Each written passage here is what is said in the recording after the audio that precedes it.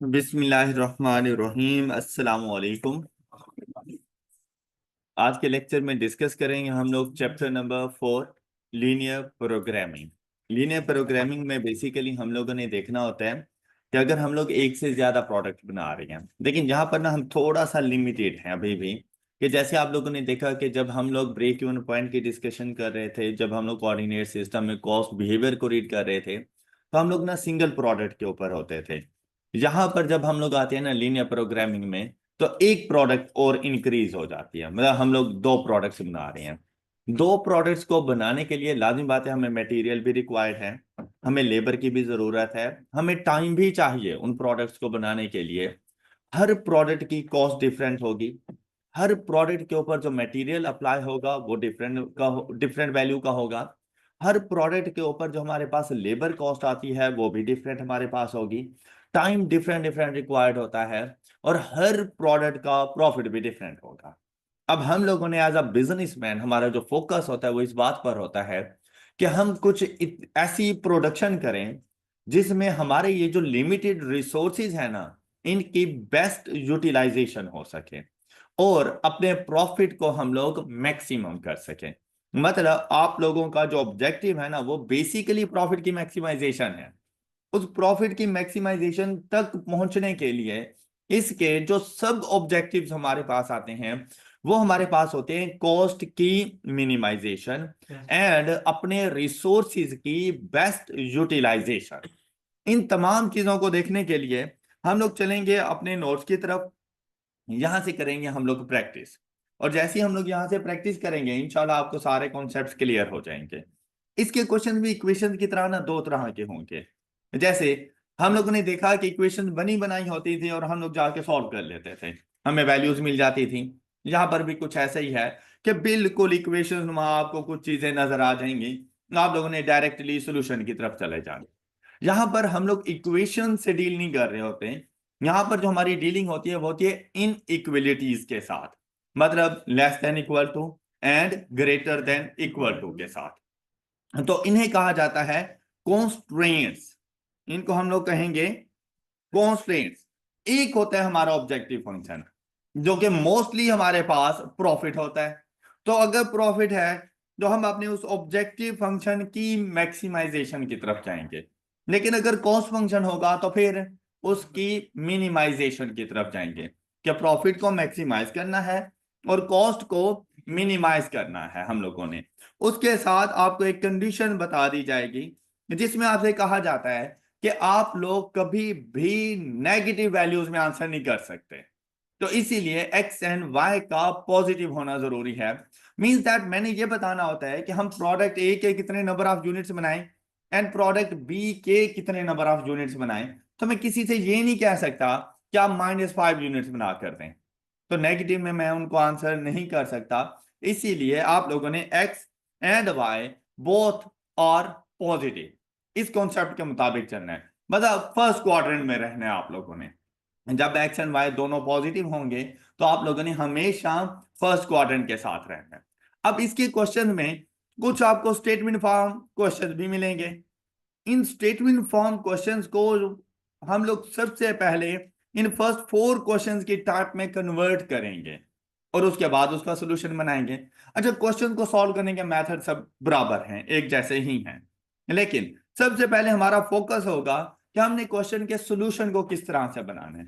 उसके लिए हम लोग सॉल्व करेंगे अपने पास क्वेश्चन नंबर 4। क्वेश्चन नंबर 4 एक ऐसा कॉम्प्रिहेंसिव क्वेश्चन है जिसने आपको तमाम तर पॉइंट्स क्लियर करके दे देने हैं। बता उसके बाद क्वेश्चन नंबर 1 2 3 सॉल्व करना आप लोगों के लिए मसला नहीं होगा। अब सॉल्यूशन का स्टार्ट किया जाता है हमेशा कॉन्स्ट्रेंट से। सॉल्यूशन का स्टार्ट करेंगे हमेशा कॉन्स्ट्रेंट से। कॉन्स्ट्रेंट कौन कौन से है? अच्छा, नंबर ऑफ कॉन्स्ट्रेंट्स 2 3 4 5 1 कुछ भी हो सकते हैं, इससे कोई फर्क नहीं पड़ता। मतलब आप देखेंगे मिनिमम एक कॉन्स्टेंट मिलेगा। आप देखेंगे आपको किसी क्वेश्चन में 2 कॉन्स्टेंट मिल रहे हैं, किसी में 3 मिल रहे हैं, किसी में 4 मिल रहे हैं, किसी में 5 मिल रहे हैं, तो हमें इस बात से कोई गर्ज नहीं है कि नंबर ऑफ कॉन्स्टेंट्स कितने हैं, हमें इससे कोई फर्क नहीं पड़ रहा होता। आपने क्या करना है, आपने अपने पास देखना है कि कॉन्स्टेंट्स हो हैं कौन कौन से। ये कॉन्स्टेंट्स वो वैल्यूज हैं जहां पर लिमिटेशंस हैं। जहां पर रिस्ट्रिक्शंस हैं, ये वो हदूद हैं जिनको आप लोग क्रॉस नहीं कर सकते। तो यहां पर आपको फर्स्ट इक्वेशन क्या बताई गई इनइक्वालिटीज की फॉर्म में, 3x plus 2y less than equal to 18। आपने जब क्वेश्चन सॉल्व करना है तो यहां पर इसको लिख देना है 3x plus 2y less than equal to, इसी तरह आप दूसरा कॉन्स्टेंट अपने पास लिखेंगे which is x plus y less than equal to 10।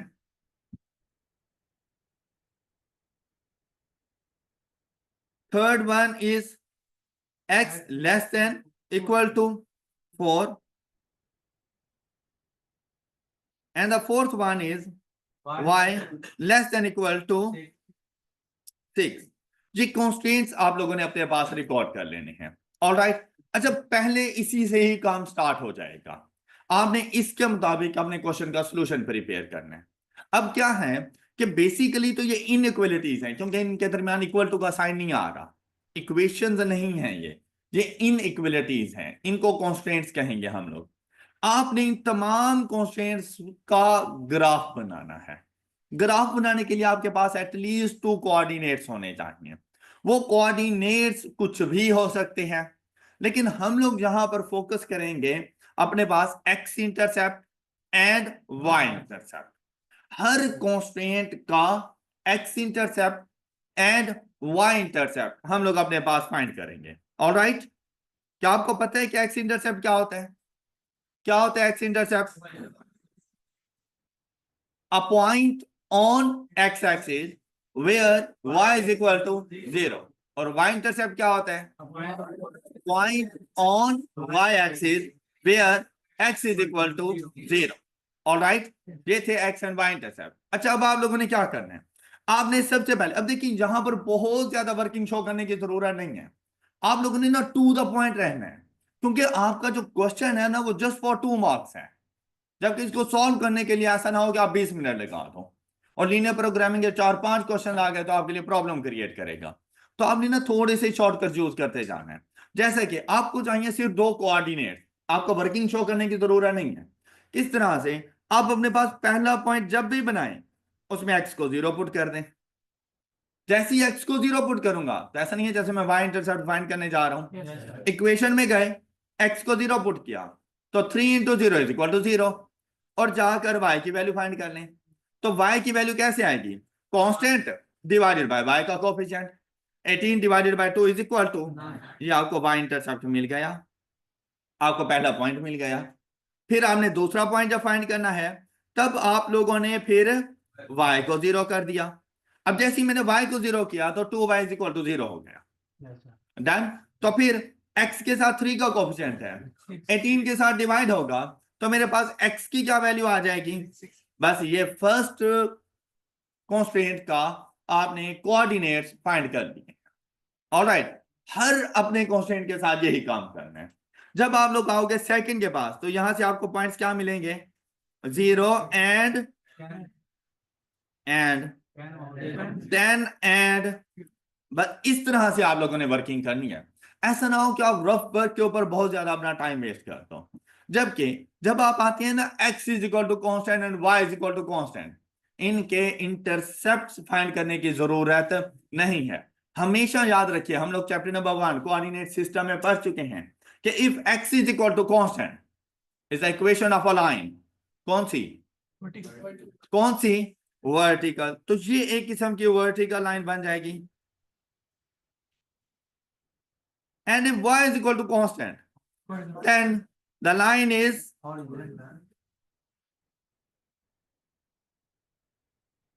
तो ये हमेशा हॉरिजॉन्टल लाइन बनेगी। तो आप लोगों को एज सच इनके किसी किस्म के कोई कोऑर्डिनेट्स फाइंड करने की जरूरत नहीं। Any problem? अब आप लोगों ने ना अपने पास बनाना है ग्राफ। ग्राफ बनाने के लिए सबसे पहले आप लोग ये देख लिया करो कि ये जो पॉइंट्स आप लोगों ने बनाए हैं इनमें x की मैक्सिमम वैल्यू क्या है और y की मैक्सिमम वैल्यू क्या है, ताकि आप लोगों को ना एक रेंज का आइडिया हो सके कि आपने कौन सी रेंज तक x एंड y की वैल्यूज को लेकर जाना है। तो अगर हम लोग इन पॉइंट्स में गौर करें ना तो मुझे x की मैक्सिमम वैल्यू मिली 10, मुझे y की भी मैक्सिमम वैल्यू मिली 10। तो यहां से मुझे पता चल जाता है कि भाई मैंने इसकी स्केलिंग किस तरह से करनी है। आप लोगों का ग्राफ अच्छा होगा तो मतलब क्वेश्चन बिल्कुल ठीक ठीक सॉल्व है। लेकिन अगर ग्राफ में आप लोग थोड़ी सी प्रॉब्लम करते हैं या वहां पर आप लोग थोड़ी सी कंजूसी करते हैं तो आपके 2 मार्क्स जाए हो जाते हैं, आपकी मेहनत जाए हो जाती है। तो अब आप हम लोग आएंगे और अपने पास एक अच्छा सा ग्राफ बनाएंगे। ग्राफ बहुत बड़ा भी नहीं होना चाहिए और बिल्कुल इतना छोटा सा भी ना हो कि हमें ग्राफ ही ना नजर आए, हमें उनके पॉइंट ऑफ इंटरसेक्शन ही ना नजर आए, जहां हम लोग डिस्टिंग्विश ना कर सकते हो। इतना छोटा भी नहीं होना चाहिए। अब जैसे ही हम लोग ग्राफ बनाने के लिए जाएंगे,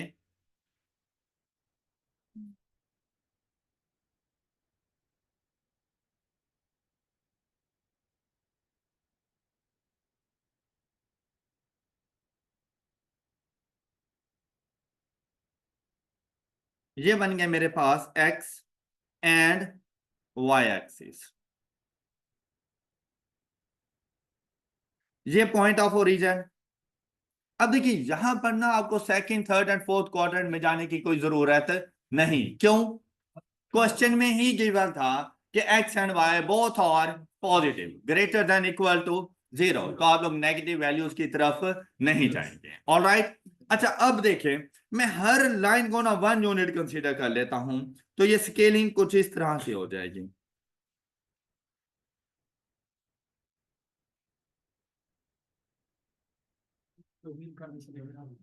अच्छा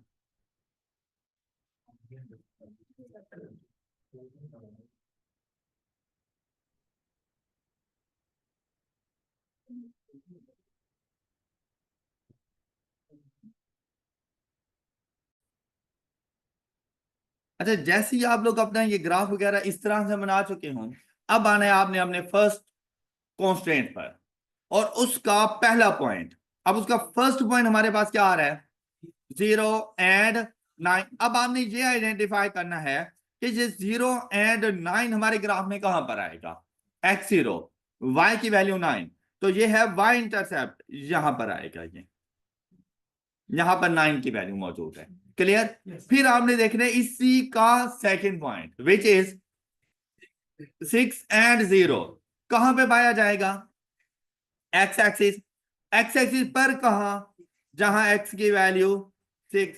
अब आपको ये 2 पॉइंट्स मिल गए। जैसे ही ये 2 पॉइंट्स आप लोगों को मिले, आपने इन दोनों को थ्रू स्ट्रेट लाइन आपस में ज्वाइन कर लिया।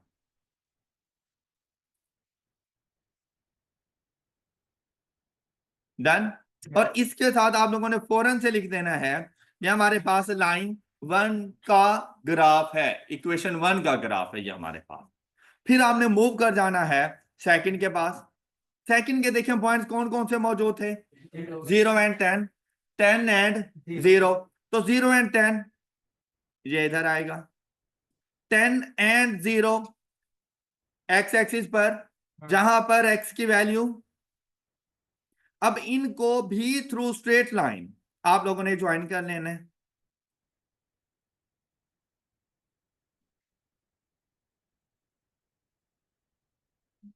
ये बन गया आपके पास लाइन 2 का ग्राफ। आई होप कि आपको ये वाली बात क्लियर होगी। Next one is x less than equal to 4। कौन सी लाइन? वाई सी का। अब देखिए भाई, जब उसने कहा एक्स इज इक्वल टू 4, तो क्या वाई की कोई वैल्यू मिल रही है? तो जब वाई की वैल्यू ही नहीं मिल रही तो वाई पे तो मैं इसको ड्रॉ ही नहीं कर सकता। लेकिन मुझे ये पता है कि एक्स की वैल्यू 4 कहां पर है। ये रही। यहां पर आकर आप लोगों ने एक स्ट्रेट लाइन वर्टिकल फॉर्म में लेकर चलेंगे इसको इस तरह। ये आपके पास बन गया लाइन 3, मतलब थर्ड कॉन्स्ट्रेंट का ग्राफ। फिर देखें, आपको y की वैल्यू मिली, y इज इक्वल टू 6। कहां पर है? y एक्सिस, जहां पर y एक्सिस की में y की वैल्यू 6 हो। अब ये 6 मिल गई। यहां पर आप लोगों ने एक हॉरिजॉन्टल लाइन लेके चलनी है, लाइन 4। अब आपके तमाम तर कॉन्स्ट्रेंट्स कंप्लीट हो चुके। ऑल राइट, यहां तक पहुंच जाएंगे जी। अब काम स्टार्ट होता है इनइक्वलिटीज के साइन का, कि जो कॉन्स्टेंट्स हमारे पास मौजूद हैं उनमें हम लोग साइन कौन से यूज कर रहे हैं। दो ही साइन नजर आएंगे, कौन कौन से? Less than equal to and greater than equal to, more than equal to. हमने ना शेड करना है एक ऐसा एरिया जिसमें हमारी तमाम तर कॉन्स्टेंट्स की कंडीशंस सेटिस्फाई हो रही हों। हमने एक ऐसे एरिया को लेके चलना है जहां पर तमाम तर कॉन्स्टेंट्स की कंडीशंस सेटिस्फाई हो रही हो। मतलब मैं आपको एक एग्जांपल दूं कि आपने बाजार से, मार्केट से एक शर्ट परचेज करनी है, उसके लिए काफी सारे फैक्टर आ जाते हैं। पहली चीज, आपके पास पैसे हैं लेकिन आपके पास टाइम नहीं है कि आप मार्केट जा सको, क्या परचेजिंग करोगे? नहीं। आपके पास पैसे हैं, आपके पास टाइम भी है, आप मार्केट पहुंच गए, लेकिन जैसी शर्ट आपने परचेज करनी थी वो आउट ऑफ स्टॉक है, परचेज करोगे? नहीं। हालांकि अब दो चीजें मीट हो चुकी थी, लेकिन उसके बावजूद आप लोग उसको, अच्छा, आपके पास पैसे हैं, टाइम भी है, मार्केट पहुंच गए, शर्ट भी अवेलेबल है, लेकिन आउट ऑफ रेंज है, परचेज करोगे? मतलब आपके आइडिया के मुताबिक था वो शर्ट 3000 रुपीज की, लेकिन वो थी आफ्टर डिस्काउंट। जब आप गए तो डिस्काउंट खत्म हो चुका था, वो फुल प्राइस पे आ गई, 5000 रुपए की मिल रही है। क्या परचेज करके लाओगे? नहीं, अभी भी कंडीशन मीट नहीं हो रही। कब परचेज कर सकते हो? जितने की शर्ट है उतने पैसे मौजूद हो, टाइम भी हो, और जब आप मार्केट में जाओ तो वो शर्ट अवेलेबल भी हो आपके साइज के मुताबिक। अब देखो, जैसे ही सारी कंडीशन मीट हो रही है ना, तब आप लोग इसको परचेज कर सकते हैं। एम आई राइट? किसी को कोई प्रॉब्लम? अब जब भी आप लोगों ने ग्राफ बनाना हो तो आप लोगों ने अब ये चीज अपने पास नोट कर लेनी है कि अगर हमारे पास लेस देन इक्वल टू का साइन है तो हम लोग मूव करेंगे टूवर्ड्स ओरिजिन।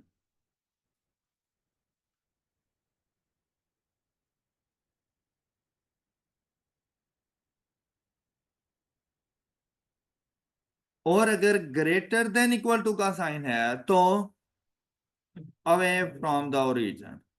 ये बेसिक रूल है।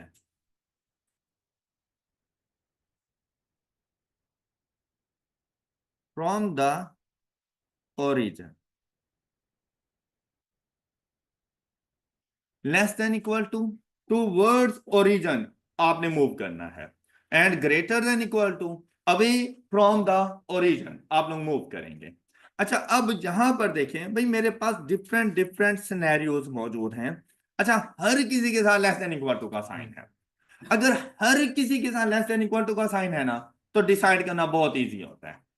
अब जो आप लोगों के पास कॉमन शेडेड एरिया बनेगा ना, और हर किसी के साथ लेस देन इक्वल टू का साइन हो, तो पॉइंट ऑफ ओरिजिन के साथ वाला जो एरिया है ये कॉमन शेडेड एरिया है। ये आप लोगों का बनेगा, इस एरिया को कहा जाता है फिजिबल रीजन। इस एरिया को क्या कहेंगे? Feasible region.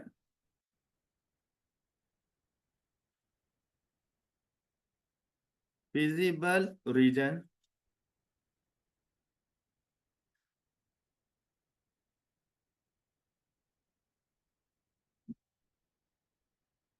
ये है हमारे पास हमारा कॉमन शेडेड एरिया। अक्सर हम लोग इसको यूं कर लेते हैं, ये वो एरिया है जहां पर हमारे तमाम तर कॉन्स्ट्रेंट्स की कंडीशंस मीट हो रही हैं। इसके अलावा जरूरी नहीं कि हर क्वेश्चन में हमारे पास सॉल्यूशन यही बने, ऐसा जरूरी नहीं है। ये हमारे पास एरियाज चेंज भी हो सकते हैं, ये जाएंगे अकॉर्डिंग टू कंडीशन कि लेस देन इक्वल टू के साइन है या ग्रेटर देन इक्वल टू के साइन है। फिर कुछ क्वेश्चन ऐसे मिलेंगे जिनमें कुछ लेस देन के साथ आएंगे कांस्टेंट और कुछ ग्रेटर देन के साथ आएंगे। कुछ ऐसे होंगे जिनमें सारे के सारे ग्रेटर देन मौजूद होंगे, तो हम लोग वो क्वेश्चन वैसे ही सॉल्व करते जाएंगे। अच्छा, अब हम लोगों ने कैसे इसको आइडेंटिफाई किया, ये जरा देखें। सबसे पहले हम लोग मूव करते हैं लाइन 1 की तरफ। अगर हम लोग लाइन 1 पे गए तो उसके साथ साइन कौन सा यूज हो रहा था? Less than. आपने देखना है लाइन 1 का ग्राफ कौन सा है, क्या आपको मिल गया? आपने इसके साथ ये एरो बना देना है कि भाई इसने अब लेस देन का साइन है तो किसकी तरफ मूव करना है, टुवर्ड्स द ओरिजिन। ऑलराइट, फिर हम लोग गए लाइन 2 के पास। लाइन 2 को जैसे ही हमने देखा तो इससे क्या पता चला, लेस देन इक्वल टू का साइन, तो टुवर्ड्स ओरिजिन।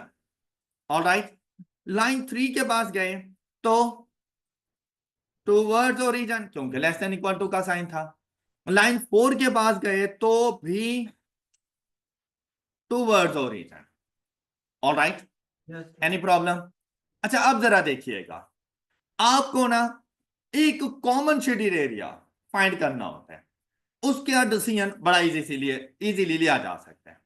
अगर आप लोग लाइन 3 को देखो, कॉन्स्ट्रेंट 3 क्या था, x less than equal to 4। मतलब उसने आपसे कह दिया था कि भाई एक्स के जितने भी नंबर ऑफ यूनिट्स बनाओ ना, वो 4 से कम होने चाहिए, 4 से ज्यादा नहीं बना सकते। तो क्या उसने आपको मना नहीं कर दिया था कि आप x को 5, 6, 7 ना लेके जाना? अब चाहे आपके पास पैसे ही क्यों ना हो, लेकिन जब आपको जरूरत है कि आपने एक शर्ट परचेज करनी है तो आप 2, 3, 4 नहीं परचेज करके लाओगे। Got it? चाहे आपके पास एक्स्ट्रा पैसे ही क्यों ना हो, चाहे रिसोर्स अवेलेबल हैं, लेकिन अगर मार्केट में आपकी प्रोडक्ट की डिमांड है 4 यूनिट्स, तो क्या आप 5 यूनिट बनाओगे? नहीं, अदरवाइज आपको नुकसान हो जाना है। जब डिमांड ही 4 यूनिट्स की है तो आप 5 क्यों बना कर दोगे? तो आपने फिर लाइन 3 की लेफ्ट हैंड साइड का एरिया एक्सेप्ट करना है, लेकिन इसकी राइट हैंड साइड के तमाम तर एरियाज को रिजेक्ट कर दोगे। क्यों? क्योंकि लाइन 3 आपको इजाजत ही नहीं दे रही कि आप इससे आगे जाओ। Got it? Got it? फिर आप लोग आए लाइन 4 की तरफ। लाइन 4 ने आपसे क्या कहा कि y less than equal to 6। क्या आप 6 से कम तो रह सकते हैं, लेकिन आप 6 से ऊपर मत जाएं। तो 6 से ऊपर वाले जितने एरियाज हों उनको भी कैंसिल कर दो, क्योंकि लाइन 4 ने इजाजत नहीं दिया आप लोगों को। फिर आपके पास कौन से एरियाज बच गए? आपके पास ये 2 एरियाज बच गए। जब इन 2 एरियाज को देखा ना, सपोज मैंने इस एरिया को देखा, तो आप लोग यहां पे अगर गौर करें ना, तो मुझे लाइन 2 ने भी इजाजत दे दी, इट्स गुड। लाइन 2 ने कहा था भाई मुझसे नीचे रहना, तो लाइन 2 से तो नीचे ही हूं। अच्छा, लाइन 3 ने कहा था मेरी लेफ्ट हैंड साइड पे रहो, मैं उसकी लेफ्ट हैंड साइड पे हूं। लाइन 4 ने कहा था कि भाई डाउनवर्ड रहना, मैं उससे नीचे ही हूं। ऐसे ही है ना? लेकिन इस प्रोडक्ट को बनाने के लिए जो रॉ मटेरियल रिक्वायर्ड था ना, लाइन 1, वो है ही नहीं। तो क्या मैं ये प्रोडक्ट बना सकता हूं? मतलब मार्केट में डिमांड भी मौजूद है, मेरे पास लेबर भी मौजूद है, लेकिन मेरे पास मटेरियल ही नहीं है। क्या मैं वो प्रोडक्ट बना सकता हूं? यही वजह है लाइन 1 ने इस एरिया की इजाजत नहीं दी, तो मैं इसको कैंसिल कर दूंगा। लेकिन अगर आप लोग इस एरिया को देखें जहां पर मैंने फिजिबल रीजन लिखा है, क्या सारे खुशी खुशी राजी नहीं है इस बात पे?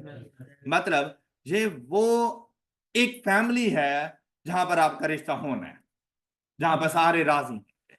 या आप ऐसे समझें जैसे एक अम्मी का खानदान है, एक अब्बू का खानदान है, कुछ दूर के रिश्तेदार वगैरह हैं। अब आपने शादी करनी है तो कहीं पे अम्मी नहीं मान रही, कहीं पे अब्बू नहीं मान रहे, कहीं पे आप खुद नहीं मान रहे।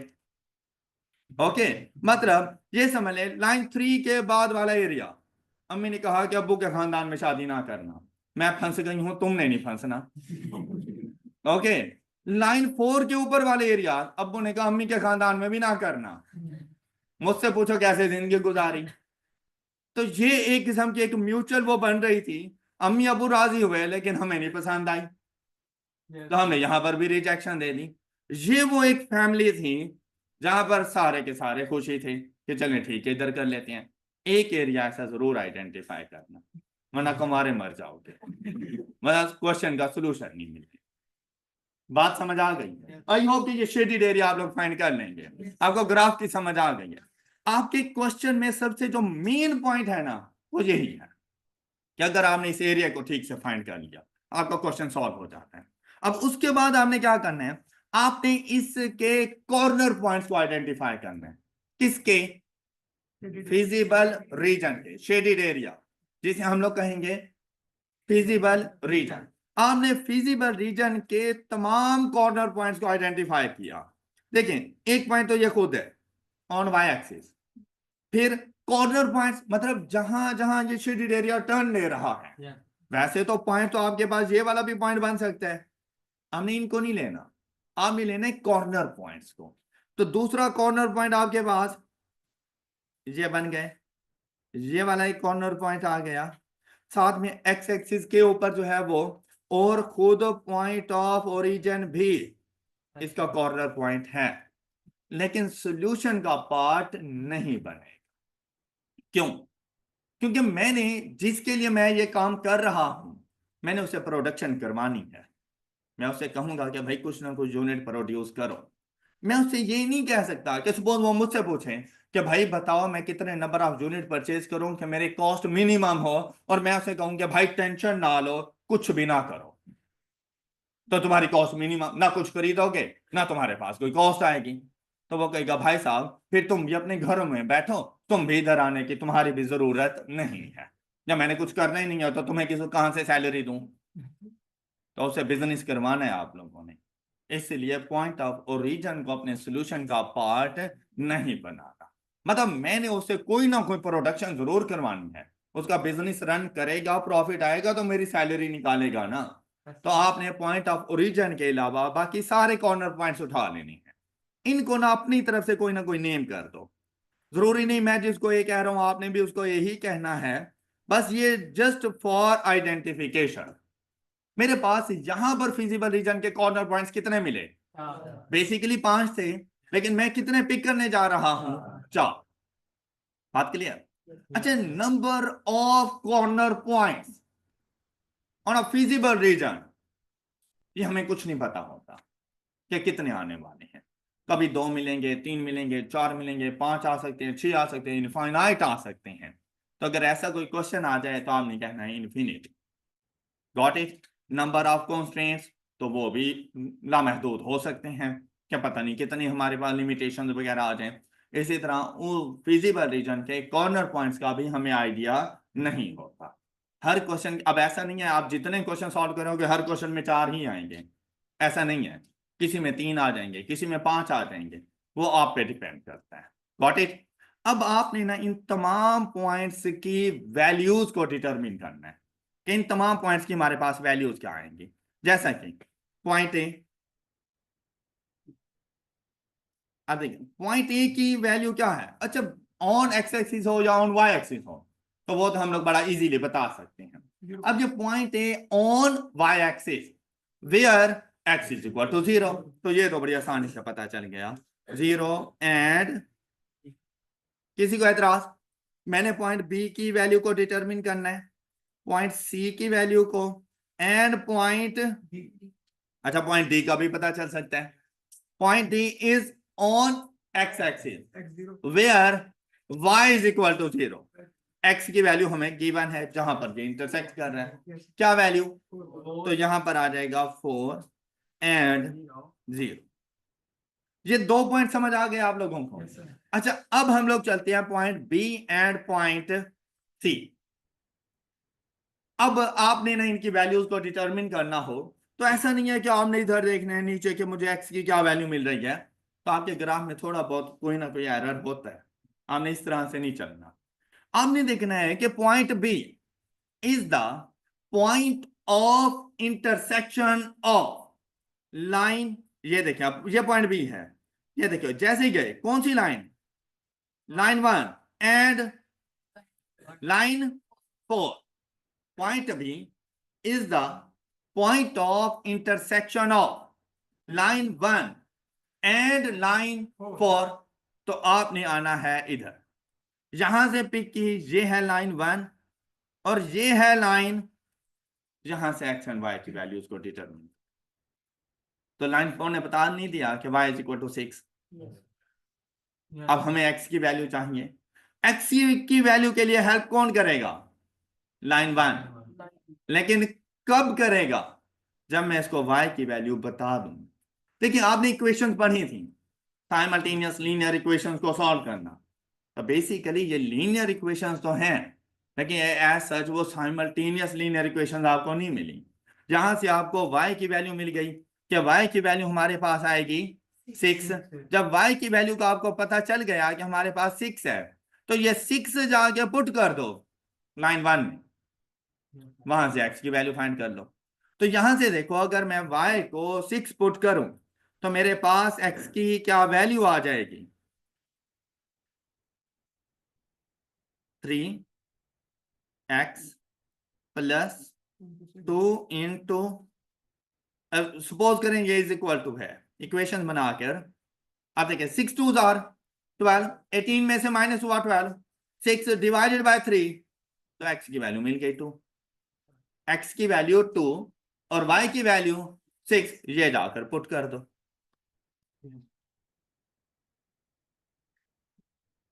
बी पॉइंट की क्या वैल्यू आएगी 2 एंड, अच्छा फिर सी पॉइंट के पास गए। C point is the point of intersection of line 1 and line 3, तो लाइन 1 एंड लाइन 3,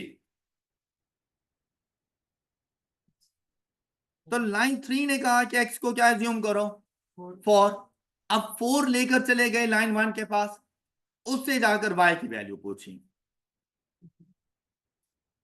तो उसने कहा कि भाई मुझे अगर x की वैल्यू बता दो तो y की वैल्यू में हेल्प हो सकती है। तो हमने उसे x की क्या वैल्यू बताई, +2y is equal to 18 is equal 4 3 are, जब दूसरी साइड पे जाएंगे नेगेटिव हो जाएंगे, 18 minus 12 is equal to divided by 2 3। तो आप लोग देखें यहां पर मुझे y की क्या वैल्यू मिलेगी, तो c की क्या वैल्यू मिलेगी 4 एंड, अच्छा अगर आप मेरे ग्राफ को गौर से देखें ना, तो मेरे ग्राफ के मुताबिक भी ऐसी ही वैल्यू है। देखो x की वैल्यू 4 और y की वैल्यू देखिए इसी लाइन के बिल्कुल ऊपर आ रहा है, तो ये 3 ही मिलेगा। इसी तरह अगर आप मेरे ग्राफ में पॉइंट बी को देखें, तो ये पॉइंट बी एग्जैक्टली x की वैल्यू 2 पर आ रहा है और y की वैल्यू यहां पर क्या है 6। बस ये आपने आइडेंटिफाई करना है। क्या आपको वैल्यूज का पता चल गया? अच्छा अब आपने उठाना है अपना ऑब्जेक्टिव फंक्शन, जो क्वेश्चन में गिवन था। सबसे लास्ट में काम आता है ऑब्जेक्टिव फंक्शन। ऑब्जेक्टिव फंक्शन क्या है हमारे क्वेश्चन के मुताबिक, ये z है। अब देखो अगर p हो, p stand for profit, cost हो c से डिनोट करेंगे, लेकिन अगर कोई जर्नल फंक्शन है तो z से डिनोट करेगा। अब मुझे नहीं पता व्हाट इज z, तो वो आपको बता देगा कि भाई ये जो भी ऑब्जेक्टिव फंक्शन है हमने इसके साथ क्या करना है, हमने मैक्स मतलब ये कोई प्रॉफिट फंक्शन होगा। ऑलराइट, तो हमने इसको लिखना है z is equal to 3x plus z is equal to 3x plus 5। Objective function equality के साइन के साथ आएगा। ऑलराइट, अच्छा और इक्वलिटी के साइन के साथ आएगा, लेकिन ये जरूरी नहीं है हमेशा प्लस हो रहा हो, ये माइनस भी हो सकता है। जो भी होगा वो आपको बता दे, कोई इशू? और क्लियर? अच्छा अब आपने क्या करना है, अब आपने z की वैल्यू को फाइंड करना है using point A B C and D. आप देखें कि अगर मैं पॉइंट ए पर हूं, मतलब मैं एक्स का कोई भी यूनिट ना बनाऊं और मैं वाई के 6 यूनिट्स बनाकर दे दूं, तो मेरे पास जी की क्या वैल्यू आएगी?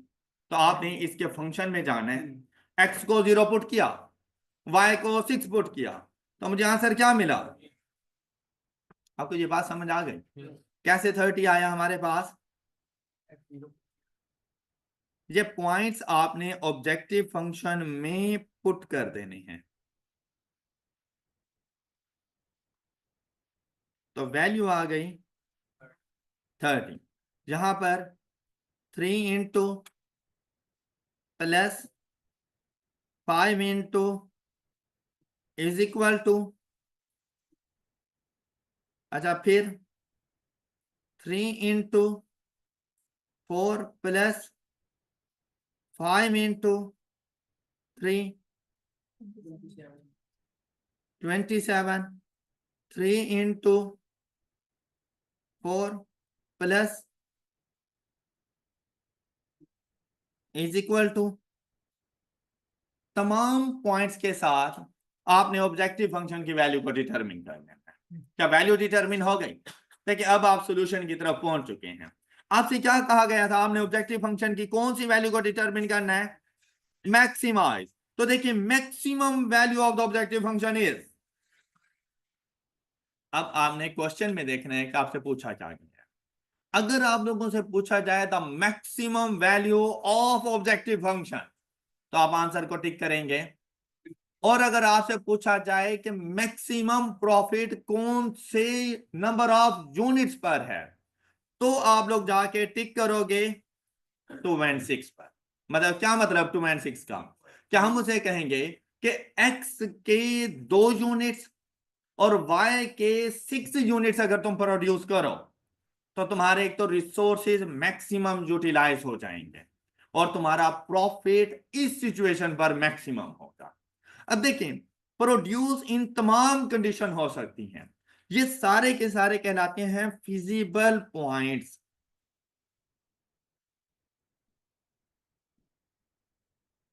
Feasible,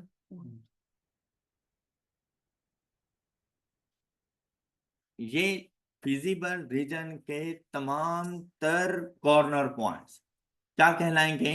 feasible point. उन फिजिबल पॉइंट्स में से एक हमारा सॉल्यूशन होता है, उस सॉल्यूशन को कहा जाता है ऑप्टिमल सॉल्यूशन।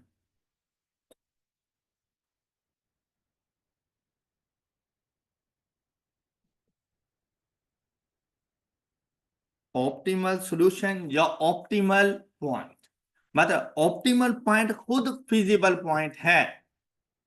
ऑप्टिमल पॉइंट खुद फिजिबल पॉइंट है, लेकिन फिजिबल पॉइंट्स सारे के सारे ऑप्टिमल पॉइंट्स नहीं होते। ऑलराइट, आप लोगों के पास जो आपका फिजिबल रीजन आया, उस फिजिबल रीजन के तमाम तर कॉर्नर पॉइंट्स फिजिबल पॉइंट्स कहलाएंगे। जैसे point A, B, C, D and point of origin, ये सारे के सारे फिजिबल पॉइंट्स हैं। फिजिबल पॉइंट से क्या मुराद है कि अपने रिसोर्सिस में रहते हुए ना मैं ये तमाम पॉइंट्स की प्रोडक्शन कर सकता हूं। मैं 0 और 6, 2 और 6, 4 और 3, 4 और 0 इन तमाम की प्रोडक्शन कर सकता हूं।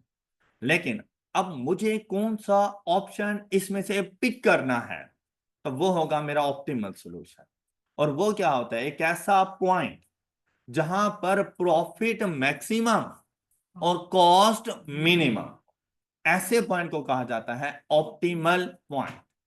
Got it? Any problem? इसी के साथ आपका ये लीनियर प्रोग्रामिंग खत्म हो जाता है।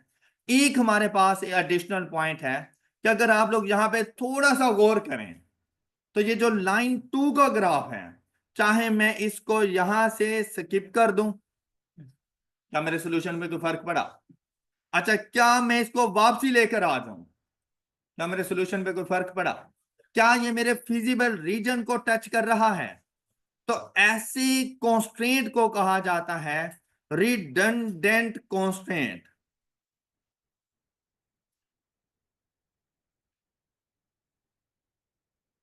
जैसी आपके घर में आपकी इंपॉर्टेंस है, आपका होना ना होना बराबर है, इसी तरह से रिडंडेंट कॉन्स्ट्रेंट है लीनियर प्रोग्रामिंग में कि इसका होना और ना होना बराबर है, हमारे सॉल्यूशन पे कोई फर्क नहीं पड़ता।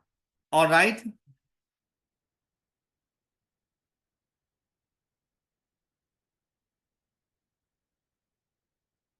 अब आपके पास ऑब्जेक्टिव बेस्ड क्वेश्चन में ऐसा हो सकता है कि आपको ये कॉन्स्टेंट्स बता दिए जाएं और आपसे पूछा जाए which of the following is redundant constant, तो आप लोग किसको टिक करोगे?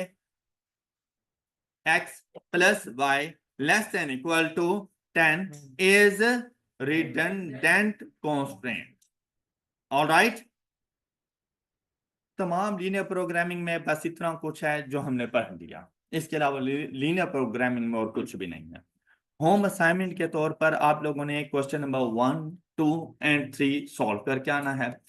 तमाम क्वेश्चन को सॉल्व करने का मेथड भी एक जैसा ही है। कोशिश कीजिएगा ग्राफ अच्छा सा बने, फिजिबल रीजन को अच्छे से आइडेंटिफाई कर सको। फिर अगर कहीं पे कोई इश्यूज वगैरह आएंगे तो हम लोग नेक्स्ट लेक्चर में डिस्कस कर लेंगे।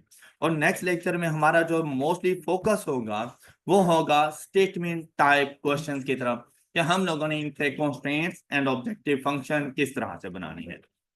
That's all for today. अपना ख्याल रखिए। अल्लाह हाफ़िज़।